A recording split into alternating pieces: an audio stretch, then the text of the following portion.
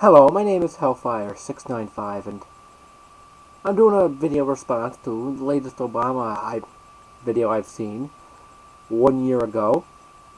And it's a video talking about his year in presidency. And, well, what has he really done in the past year for America? I mean, he put this stimulus package in. It was $780 billion. You know, that's a very high number.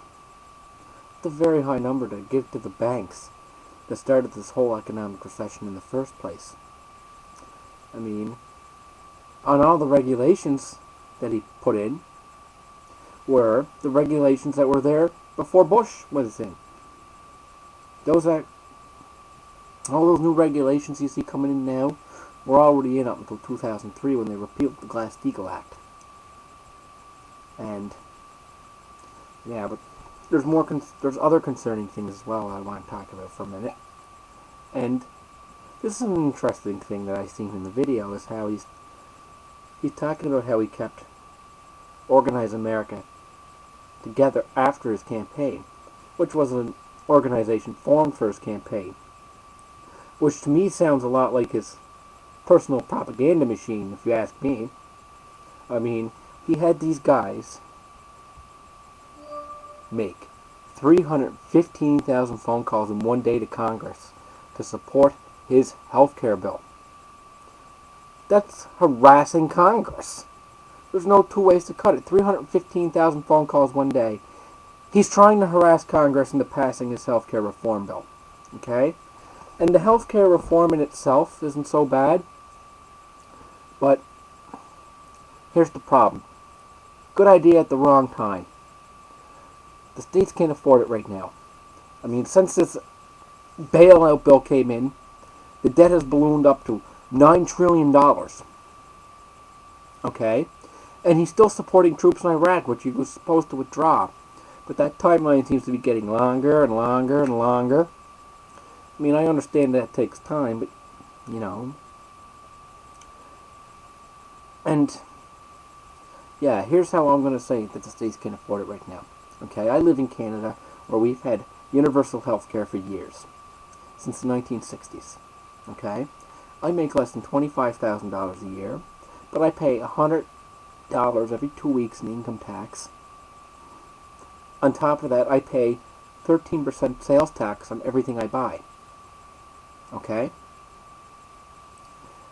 And with all that tax, healthcare takes up, in any given 1 year, anywhere between 1/3 and 1/2 of the working Canadian budget for the government. That's not going towards paying off interest on loans and whatnot.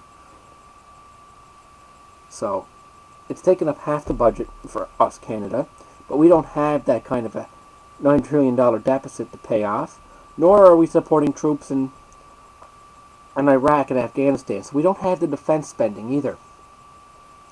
And we have way more taxes than you do. So, to put this healthcare reform in now could very easily topple the House of Cards, to be honest. And Obama talks about change, but what has he really changed? I mean, he's this big defender for civil liberties, but yet he only seems to be extending what Bush did to get rid of the civil liberties. I mean, he said, and I quote this, "I taught constitutional law for years, and I am committed to defending the Constitution of America." Unquote. Okay? That is a quote from Barack Obama himself during his campaign. But yet, in 2007, he co-sponsored the bill to make warrantless wiretapping legal, as well as he voted to renew the Patriot Act, which means that you can be arrested at any time as long as you're suspected of being a terrorist, and you'll never see a lawyer, you'll never see a trial, you don't have to be charged, and you're lucky if they'll even let you call your family. I mean, okay, he made torture illegal, as far as I can tell. But he hasn't really shown a valid birth certificate either, which kind of makes him not even the real president of the United States, if you think about it. I mean, there's a case I'd like to mention here, and that was the case, I think the guy's name was Alan Cook, and it was down in Alabama, and this guy was a reservist due to be sent to Iraq, I do believe, and he didn't want to go. He challenged his order that he put in to be sent out on the grounds that Barack Obama was not the legitimate president of the United States, and that if this guy went over there to Iraq, he could actually be charged with war crimes because Obama is not the legitimate president. And then they told him he didn't have to go. Why? Well, apparently a reservist can go back on the application to be sent for a tour of duty until the tour of duty actually begins. So, yeah. I mean, you want change?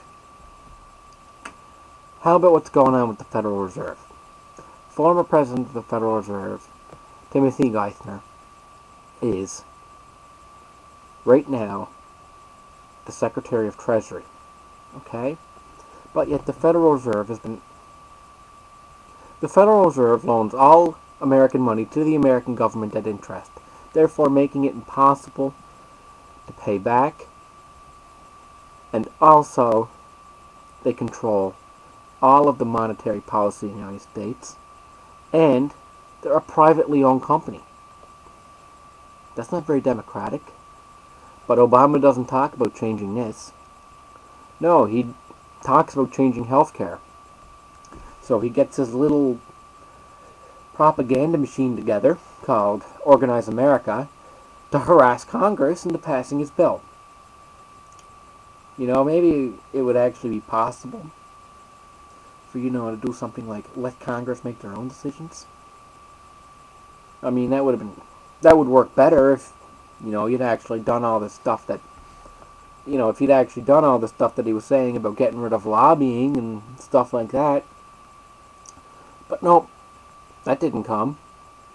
Couldn't be because the lobbyists have too much power now, could it? I mean, you could have got rid of them in an executive order, though.